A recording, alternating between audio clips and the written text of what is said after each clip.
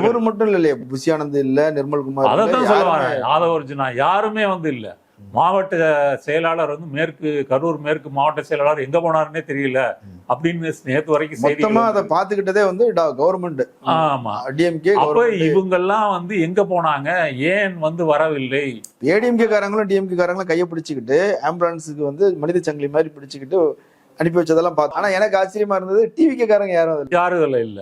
அப்ப என்ன சொல்ல வரேன் அப்படின்னா, இவர்களை பொறுத்த வரைக்கும் வந்து அந்த விஜய் என்ற ஒரு நட்சத்திர இமேஜை வந்து உருவாக்கி நம்ம வந்து ஆட்சியை பிடிச்சு முதலமைச்சர் ஆகணும் அப்படின்ற ஒரு சுயநலம் கலந்த ஒரு பதவி வெறிதான் வந்து விஜய்கிட்ட இருக்கு.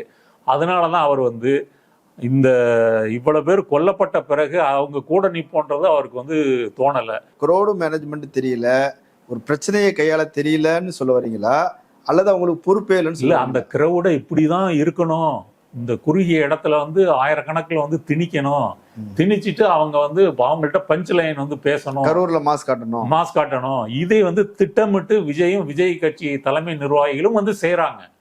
இதுதான் முதன்மையான குற்றம். நீ வந்து போலீஸுக்கு பெர்மிஷன் கேட்கும்போது 10,000 பேருன்னு சொல்லிட்டு இப்ப நீ 30,000 பேரத்தை வந்து எப்படி நீ கூட்டிட்டு வந்த? விஜய் பேசுறது எடுபடல. ஆமா, கூட்டம் தான் எடுபடும். ஆமா, அதுதான் வந்து எடுபடும். அப்ப இப்படி வந்து தனக்கு வந்து ஒரு மாஸ் காட்டுறது இருக்கு இல்லையா? அப்ப இந்த மாஸ் அப்படின்றது ஒரு கும்பல் மனநிலை.